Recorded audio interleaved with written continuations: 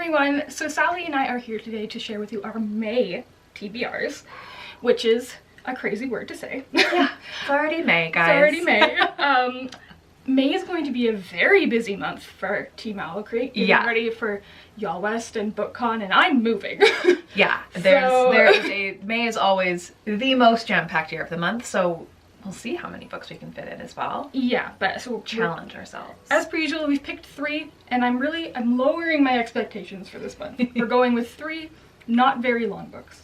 Okay. For me. Alright, so without further ado, let's just see what we're going to read this month. The first one on my list is The Green Children of Woolpit by J. Anderson Coates. This one just came across my desk.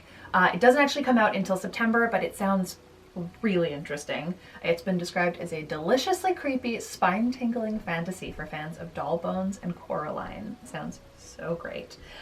Basically, it is set in 1160, and a 12-year-old finds 2 human-like creatures trapped at the bottom of a wolf pit.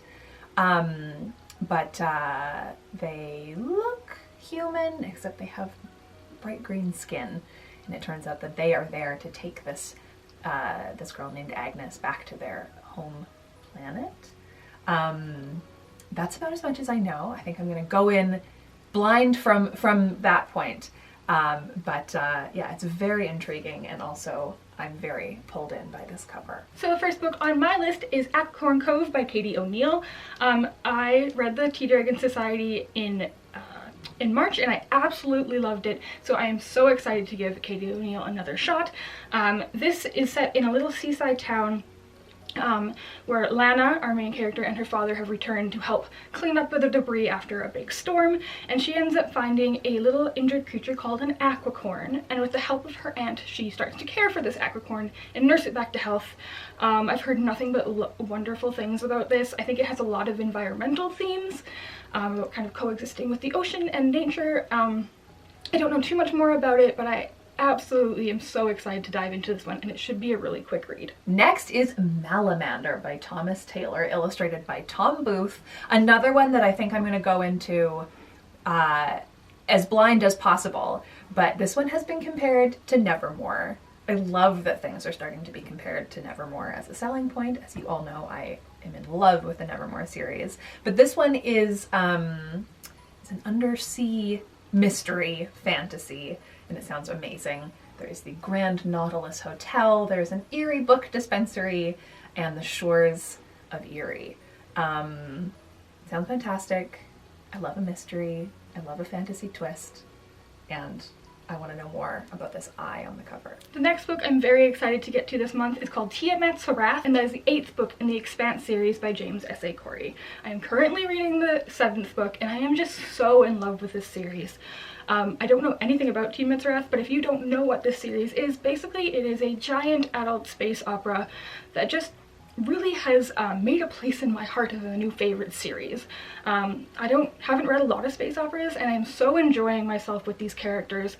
It has a really great cast. It's surprisingly diverse. There's a lot of diversity in this series, which I really love.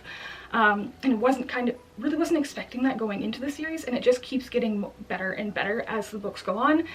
This 8th book is the second to last book in the series. The 9th book is yet to be released, but I am so excited to be caught up because this is definitely going on the favorite shelf. And the final one on my May TBR is Sabrina by Nick Drnaso. This is the first graphic novel ever nominated for a Man Booker Prize, which I think is so cool.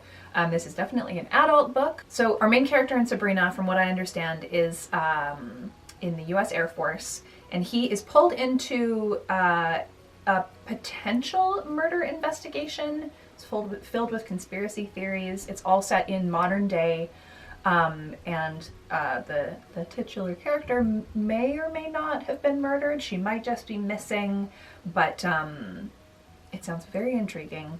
It has been called the best book of the year by many people in the lit world, not just graphic novels, like books in general of 2018. I think it's been out for about a year.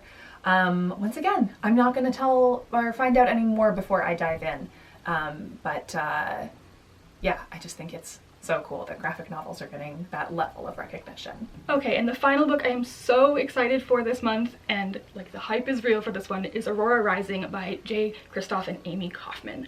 This one hasn't quite come out yet, but I think it comes out next week, and I am eager to get my hands on it.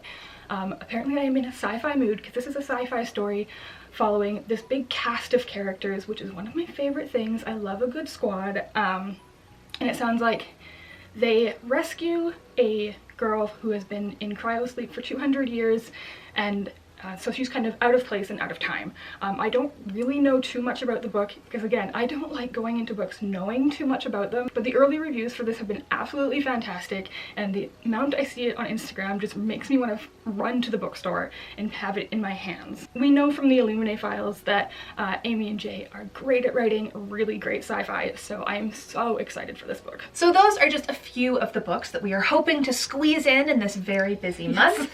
Yeah. It's gonna be a good one. Stressful one. A stressful one, but we also have a lot of time to spend on planes, which is a good time to get reading done. So we can fingers crossed. do We got this. We got this. As always, we also want to know what you are reading, so please feel free to leave that in the comments below. If you like this video, give it a big thumbs up and subscribe for more bookish videos every week. Happy reading, and thanks for being awesome. Bye.